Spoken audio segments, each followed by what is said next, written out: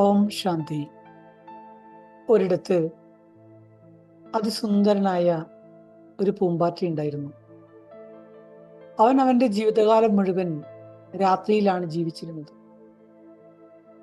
അതുകൊണ്ട് തന്നെ അവനെ ഈ ലോകത്തിലുള്ള യാതൊന്നും തന്നെ ആകർഷിച്ചിരുന്നില്ല. ആ പൂമ്പാറ്റയ്ക്ക് യാതൊന്നിനോടും ആകർഷണവുമില്ല. എന്തുകൊണ്ട്? അവന്റെ ജീവിതം പൂർണ്ണമായും ഇരുളിലായിരുന്നു. ഇരുൾ മൂടിയ ജീവിതം, പ്രതീക്ഷകളൊന്നും ഉണ്ടായിരുന്നില്ല. എന്നാൽ ഒരു ദിവസം അങ്ങ് വളരെ ദൂരെയായി തിളങ്ങുന്ന ഒരു ദീപം അവന്റെ ശ്രദ്ധയിൽപ്പെട്ടു. പക്ഷെ എന്തെന്നറിയില്ല, പതിവില്ലാത്ത രീതിയിലൊരു ആകർഷണം ആ ഈയാമ്പാറ്റയ്ക്ക് ആ ദീപത്തോടും ആ വെളിച്ചത്തോടും തോന്നി. നിമിഷമാത്രയിൽ ആ വെളിച്ചം കണ്ട ഭാഗത്തേക്ക് ആ ഈയാമ്പാറ്റ പറന്നു പോവുകയാണ്. അവിടെ ചെന്ന് ആ ദീപത്തിന് ചുറ്റും അവൻ ധാരാളം പ്രാവശ്യം വട്ടം കറങ്ങാൻ തുടങ്ങി. ഇത് കണ്ട് ദൂരെ നിന്ന് മറ്റുള്ള കൂട്ടുകാരായ ഈയാമ്പാറ്റകൾ വിളിച്ചു പറഞ്ഞു, ഇവിടേക്ക് പോകരുത്, നിൽക്കൂ നിൽക്കൂ, അത് നിന്നെ കത്തിച്ചു കളയും, നിന്റെ ജീവിതം ഇതോടെ ഇല്ലാതാവും. പക്ഷേ നമ്മുടെ ഈ പൂമ്പാറ്റ അതൊന്നും ഗവനിച്ചില്ല. അവൻ പറഞ്ഞു, അങ്ങനെ ആരെങ്കിലും ആയിക്കൊള്ളട്ടെ, അങ്ങനെ ഈ അഗ്നിയിൽ ലയിക്കാനാണ് എൻ്റെ വിധിയെങ്കിൽ അതെൻ്റെ ഭാഗ്യമായിട്ട് ഞാൻ കണക്കാക്കും. കാരണം എപ്പോൾ ഞാൻ ഈ അഗ്നിയിൽ ലയിക്കുന്നോ ജ്വലിക്കുന്നോ അതിലാണ് എൻ്റെ പൂർണ്ണതയുള്ളത്. അതോടെ ഞാൻ പൂർണ്ണായിത്തീരുകയല്ലേ. ഈ അഗ്നിയിൽ ജ്വലിക്കുമ്പോൾ ഞാനും അഗ്നിക്ക് സമാനം ആയിത്തീരും. ആ സമാനത അതെൻ്റെ പൂർണ്ണതയാണ്. അതുകൊണ്ട് അതെൻ്റെ ഭാഗ്യമായി ഞാൻ കണക്കാക്കുന്നു എന്ന് പറയുകയും അടുത്ത നിമിഷം ആ പൂമ്പാറ്റ എന്നേക്കുമായി ആ അഗ്നിയിലേക്ക് വിലയം പ്രാപിച്ചു. മറ്റൊരു പൂമ്പാറ്റകൾക്കും പിന്നെ അവനെ കാണാനും സാധിച്ചില്ല. ഒരു സെക്കൻഡ് കൊണ്ട് എല്ലാം അവസാനിച്ചു. നമ്മുടെ പൂമ്പാറ്റയും ഒരു ദീപമായി മാറി, കത്തിജ്വലിക്കാൻ തുടങ്ങി. അപ്പൊ ആരാണ് സത്യമായ സാധകൻ? പരമാത്മാവിൽ അത്രയധികം സ്നേഹം വെച്ച് മറ്റൊന്നും ചിന്തിക്കാതെ ആ സ്നേഹത്തിൽ ലയിച്ചു ചേരുക.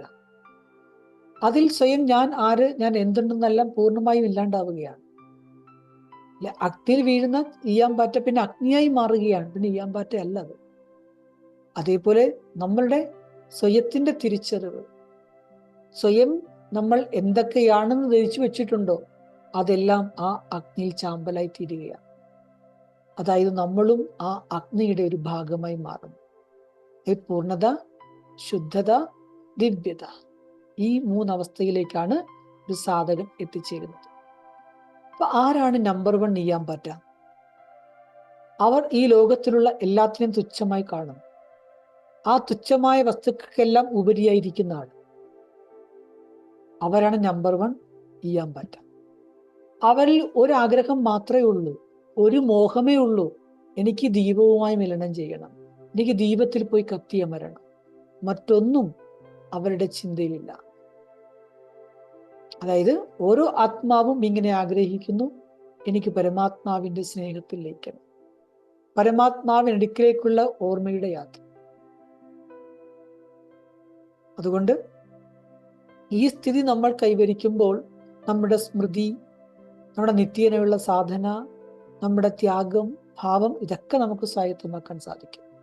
അതുകൊണ്ട് അവ്യക്ത ബാബ്ദാദ പറയുന്നു, ആരാണോ നമ്പർ 1 പാവനമായിട്ടുള്ളത് അവർ എപ്പോൾ സ്വയത്തെ, അതായത് ഈ ദേഹഭാവത്തിനെല്ലാം ഉപരിയായി, രാത്രി പകല്, വിശപ്പ്, ദാഹം, ഇതിനൊക്കെ ഉപരിയായി തൻ്റെ സുഖത്തിന്റെ സാധനങ്ങൾ, വിശ്രമം, ഇതിലൊന്നും ആധാരമാക്കാതെ എല്ലാ പ്രകാരത്തിലുള്ള ദേഹത്തിന്റെ സ്മൃതിയിൽ നിന്നും വേറിട്ട് പരമാത്മാവിന്റെ ഓർമ്മയിൽ ലയിച്ചിരിക്കും. അതായത് നിരന്തരം ആ പ്രകാശനാളമാകുന്ന ആ സ്നേഹത്തിൽ, ഈശ്വരീയ സ്നേഹത്തിൽ അവർ എപ്പോഴും ലവലീനമായിരിക്കും. ഇതുപോലെ ഒരു വിളക്ക് ജ്യോതിസ്വരൂപമാണ്, ലൈറ്റ് മൈറ്റ് രൂപമാണ്. അതുപോലെ ആ ദീപത്തിൽ വന്ന് കത്തിയെരിയുന്ന ഈയാമ്പാറ്റയും ആ ദീപത്തെ പോലെ ജ്വലിക്കാൻ തുടങ്ങും. അതും കത്തുമ്പോൾ അതും എന്ത് ചെയ്യും? തൻ്റെ ദേഹത്ത് നിന്ന് പ്രകാശം, ലൈറ്റും മൈറ്റും പുറപ്പെടുവിച്ചു കൊണ്ടിരിക്കും. അതായത് ആ വിളക്കിനെ പോലെ തന്നെ ഈയാമ്പാറ്റയും ലൈറ്റ് മൈറ്റ് സ്വരൂപം കൈവരിക്കും. അപ്പൊ ഇവിടെ നമ്മൾ വിളക്കെന്ന് പറയുന്നത് സ്വയം പരഞ്ജ്യോതി പരമാത്മാവ് തന്നെയാണ്. ഈയാംപാറ്റകൾ എന്ന് പറയുന്നത് ആത്മാക്കളായി നമ്മളെല്ലാവരുമാണ്. അപ്പോൾ നമ്പർ 1 ഈയാംപാറ്റയുടെ സ്ഥിതി എന്താണ്? അവരെപ്പോഴും ദേഹഭാൻ അതിനെ ത്യാഗം ചെയ്യും. അവർ ഒരിക്കലും സുഖത്തിന്റെ സാധനങ്ങളെ കുറിച്ച് ചിന്തിക്കത്തില്ല. നിരന്തരമായി അവരെപ്പോഴും സ്നേഹത്തിൽ ലയിച്ചിരിക്കും. അവർ എപ്പോഴും ലൈറ്റ് മൈറ്റ് സ്വരൂപമായിരിക്കും. അതുകൊണ്ട് എല്ലാ ദിവസവും നമ്മൾ സാധന ചെയ്യണം. ഈ പ്രകാശ സ്വരൂപത്തിന്റെ അനുഭവം ചെയ്യണം.